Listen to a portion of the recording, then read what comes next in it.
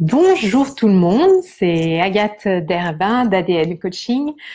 Alors, je vous retrouve aujourd'hui pour un Facebook Live très spontané, puisque là, je viens de rentrer d'une petite promenade où je suis allée me promener et j'ai pris le métro pour aller me promener. Et dans le métro, je me suis dit que j'avais vraiment envie de partager avec vous sur le partage que j'ai fait déjà ce matin, où je vous disais de scintiller, je vous engageais à scintiller comme une étoile.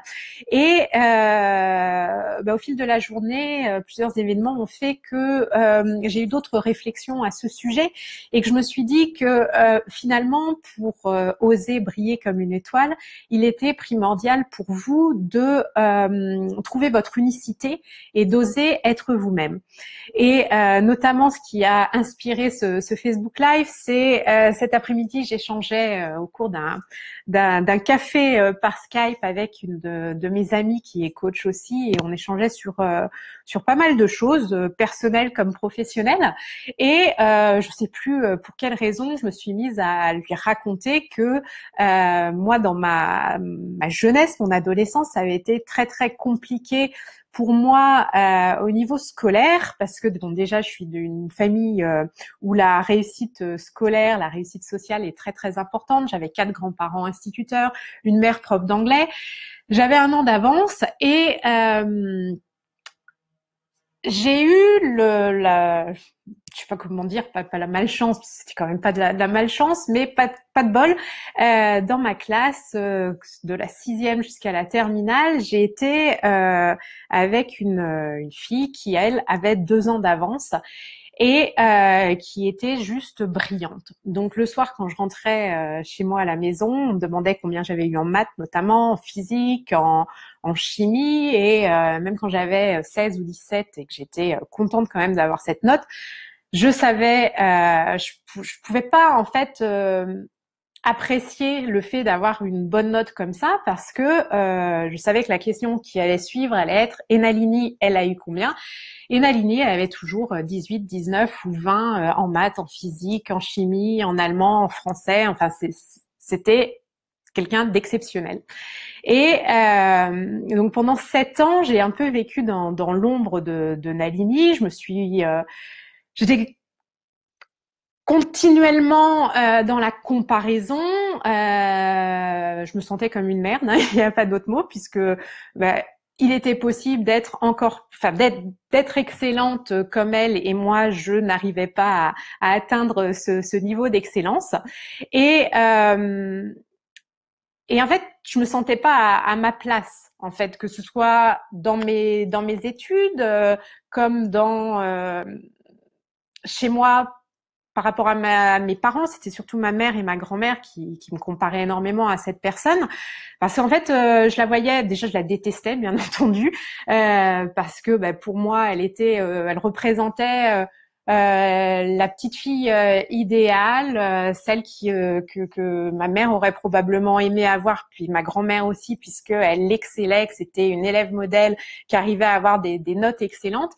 Et donc, j'ai eu beaucoup de mal pendant toute ma scolarité à trouver ma place, et puis être moi-même. Et même, comme je le disais, j'arrivais même pas à me satisfaire quand j'avais un 17 ou un 18, puisque quelqu'un au-dessus avait une meilleure note que moi. Et ça a continué, ça m'a poursuivi pendant assez longtemps, en fait, ce côté-là, cette espèce de frustration.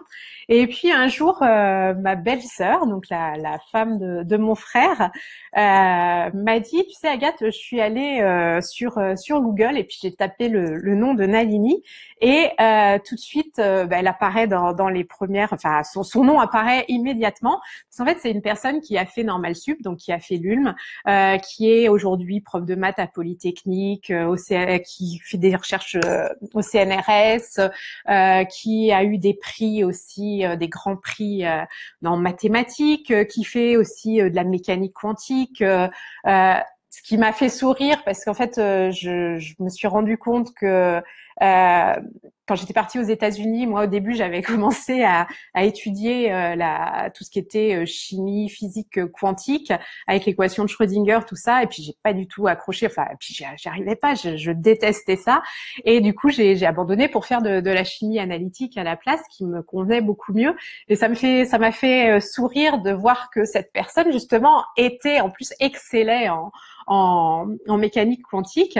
Et tout ça pour dire, c'est que quand moi-même j'ai tapé son nom sur Google et que j'ai découvert tout ça, je me suis dit waouh, en fait j'étais pendant 7 ans à être comparée et moi-même à me comparer à une personne extraordinaire, enfin comme il y en a peu. Et avec le recul aujourd'hui, donc plus de 20 ans après, quasiment 30 ans après, je me rends compte que tout ce côté un peu envieux que j'avais à cette époque-là, enfin aujourd'hui je l'ai plus du tout, parce que quand je vois sa vie, enfin elle est probablement heureuse dans son domaine, mais pour rien au monde j'aimerais être prof de maths au CNRS, enfin toutes ces choses-là. Donc tout ça pour vous dire qu'en fait j'ai encore eu une prise de conscience cet après-midi en me disant que finalement il était super important de réfléchir à qui vous voulez être, ce que vous êtes exactement, et arrêtez de vous comparer à d'autres personnes. Il y a toujours quelqu'un qui est au-dessus de nous. Donc vous avez probablement une Nalini dans votre domaine. Moi par exemple dans le coaching, si j'ai envie de me comparer, il y a énormément de coachs qui sont plus avancés que moi, qui réussissent mieux que moi. Enfin, on a toujours quelqu'un qui va être au-dessus de nous. Et alors, si on les voit comme des mentors, des personnes inspirantes, justement de qui on va pouvoir s'inspirer, qui vont nous aider à avancer, à progresser, ça c'est génial. Par contre, si vous êtes dans la comparaison avec ces personnes-là, ça peut être que dévastateur. Ça peut vous apporter que du négatif, parce que en plus, il y a plein de choses de facteurs qui entrent en compte et dont vous n'avez pas obligatoirement conscience. Vous ne savez pas depuis combien de temps ces personnes exercent, toute l'énergie qu'elles ont mise pour atteindre le niveau auquel elles sont, ou peut-être aussi les talents qu'elles ont et que vous n'avez pas. Moi, les talents que Nalini avait en mathématiques, en physique, tout ça, enfin moi, non, j'avais pas tout ça. Donc ça servait à rien de me comparer à cette personne. Et vraiment, le message que j'ai envie de vous faire passer, c'est vivez votre propre vie. N'essayez pas de vivre la vie de quelqu'un d'autre.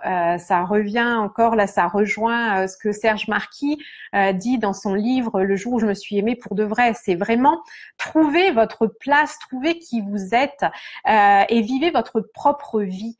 Et également sans vous soucier du regard des autres. Si d'autres personnes vous comparent avec des personnes qui réussissent mieux ou qui sont ça leur appartient, mais vous ne rentrez pas dans ce jeu de comparaison. C'est vraiment, vraiment primordial d'être vous-même, d'assumer qui vous êtes, sans vous soucier du regard des autres. Et ce que j'ai envie de dire, c'est quand ce matin, j'ai partagé cette image en disant scintille comme une étoile, n'oubliez pas, chaque étoile est unique. Chaque étoile va scintiller d'une manière différente. Donc, il en est de même pour vous. Vous êtes unique. Ce qu'il faut en fait dans la vie, c'est trouver votre unicité, trouver ce qui fait justement ce petit scintillement en plus, cette petite étincelle, ce qui vous rend heureuse. Et une fois que vous l'avez déterminé, foncez et puis ne vous souciez pas de ce que les autres vont penser ou de vous comparer à d'autres personnes. C'est vraiment primordial. Osez être vous-même et c'est la clé pour être heureuse, pour être épanouie, pour être enthousiaste, pour retrouver votre joie de vivre. Donc voilà, c'était le message que j'avais envie de vous passer aujourd'hui, cet après-midi, après les réflexions et les échanges que j'ai eus aujourd'hui. Voilà, écoutez, j'espère que cela vous aidera. Je vous souhaite une magnifique journée et je vous dis à très vite. Bye bye.